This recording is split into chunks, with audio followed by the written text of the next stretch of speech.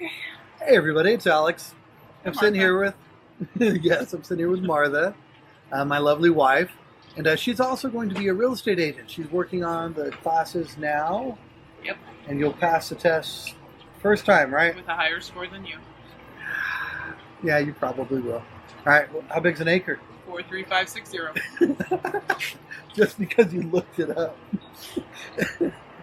So, what I want to talk about today is, we do a lot of stuff that's just, basically real estate related, like what's the interest rate, what's the average sales price for a house. Yeah, how many $1 million houses sold? Right, and that's not really what a house is about. No. I mean, a house is the memories we make. House is the people that live there. It is the people that live there. Can you remember when, the kids lose their first tooth? The tooth fairy visits this place. Yes. There's other things that happen besides just the value of the property going up. Yes. So that's what we want these talks to be. So we got our little coffee talk. Yeah. I'm just talking about Stuff. Family stuff, that has to do with the house. Right? And our personal experiences intermingled. So I don't know if you know, me and Martha, we've been together 23 years. Yep. And we have 6 kids. Yep, we do. Yes, we do. The oldest is 21, going to be Yes. 22 this year, and the youngest is 5.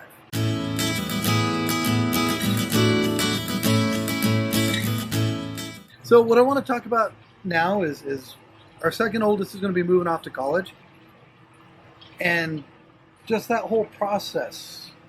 So we went to, what do they call it, freshman orientation? Yes. Freshman orientation at UNM. A couple of weeks back, and they were bringing up things that I haven't thought about before. So like when What? you went, what did they talk about with you? When I went, they talked a lot about where your tuition dollars go and all of the things that your students get included in that tuition that they don't have to pay for again, like, gym memberships and counseling services and medical services. And they also talked a lot about how, you can't pick your kids' classes for them, and you don't get to see their grades. Oh yeah, and even on the medical stuff, huh? We have no Yeah. Medical, nothing. access, nothing. Yeah, without a specific proxy form. I've actually talked to other parents that have had the same experience, and they're like, but it's our money. So we can't even But check they his don't grades. care. They don't care. No, without special permission from him, we have no say. Yeah, that's We interesting. can pay the bill though. Oh, they don't mind that. No, not at all. They'll take your credit All card. right, what else did they show you? Oh yes, we all know. Lobo Hell. Wow, For those of you that aren't familiar with UNM, that's where our son's going. Yes. And so yeah, that was interesting. They'll let us pay for everything, but we don't have access to any of his information. Absolutely. Which is kind of ties into what we're going to talk about, and that is a little bit of separating ourselves from our kids a little bit. Letting them grow up.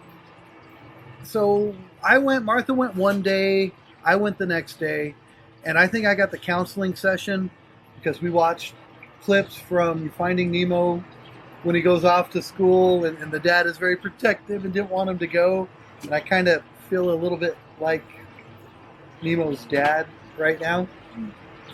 Probably. And one of the questions they asked, and it just floored me, was, well, when the kid moves out, what are you going to do with his room? It's a good question. I never thought of that. I just figured it's Zach's room. He's going to come back. He's not really leaving. No, I disagree. I know you disagree. But that brought up, what do we do with this extra space now? Yeah. All right, so we have 4 more kids. We have 4 more kids, but he's not the first one that left. No. So obviously we don't have a 7-bedroom house for 6 kids Right. plus us. So with our 4-bedroom house, so the oldest moved, and the next one in line got his room. For Well, that one space. made sense though, because we Made had a perfect baby. sense. We had a It baby was in our kind of a room, though. no-brainer. We needed the space. Now we have 2 kids sharing a room and 2 kids sharing a room, and then this oldest one that's about to go. Right. So that room will be empty. What are we going to do with it? And so, I kind of tease the kids, I got to share a room with your mom. You guys can share a room too. But our oldest daughter, Chloe, Starting high school. thinks she should get that room. I agree. I have a hard time. What Zach's going to come back for Christmas? Where's he going to sleep? In that 5th bedroom we made. But what if Jonah comes back too? Jonah's not coming back for Christmas. He might come back. They can share the futon. So that's kind of the point. Just kind of letting go with it. Letting go. You can't. Keeping their room like a shrine to them is tying them to your house and not letting them fly away. All right. So you had your own room growing up, right? I did have my own room growing up. So when you came back from college, what did your room look like? It looked the same way as when I left. So your mom didn't turn it into a gym, No. or a studio, No. or anything? No. See, same with me. My parents left the room the same. It was still my room. So to me, it feels like a little weird. I don't want him to feel like he doesn't have somewhere to go.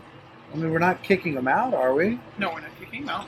So, how long did your mom keep your room like that for you until, she realized you weren't coming home? Probably when I married you. So that would be one thing. You keep the room the same until they get married? You could do that, but however, flip side here, okay, I have one sibling. My mother has a 3-bedroom house. She didn't need the room for another child. She didn't have kids bunked up True. together. 2 teenage girls. I mean, we all know how teenage girls fight. We've experienced They're it. so cute. They don't fight. We've experienced it. All right, yeah. And a little space is good for kids. Zach hasn't even moved out, and we're already trying to do something I'm different. not trying to kick him out, and I think he understands that he always has a home. And he had to share a room for many years. So he gets it why the next one in line would want her own room. I don't think he'd begrudge it, and I think he'd understand. And we keep the bunk beds in the girls' room, so when he's home for Christmas, You can just have he that has space his back. bed, and the other one can go have a sleepover with her sister. I might be all right with that. I'm not all, hey, let's repaint. No, it's fine. I can see that. They already agreed on a color for their room together, so that when he moves out, she's happy with that color. So the counselor that was talking to us through this whole process, and it became like a kumbaya. All the parents were giving their little stories and everything. We didn't hold hands. It didn't get super weird. But one thing that was mentioned was talk to the kids. So we should talk to Zach, see how he Yes. feels about it.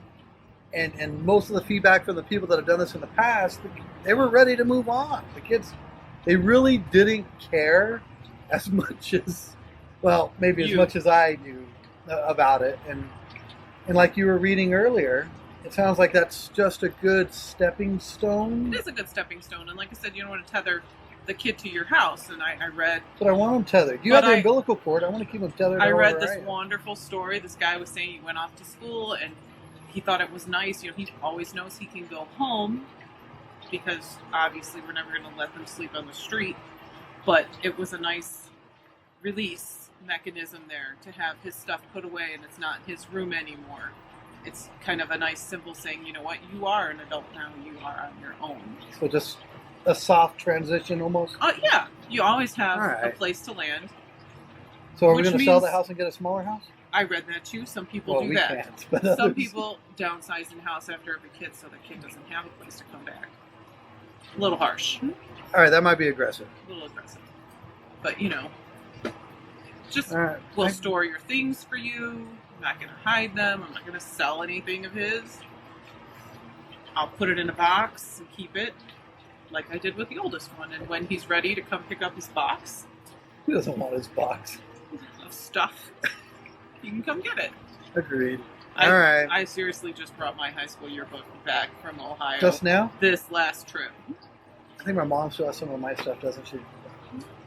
I don't know. Sometimes I don't she know. takes my things and thinks it's hers. I was a Remember? little nostalgic. So, you know, my son just graduated, and I found my high school senior yearbook, and I brought it back with me.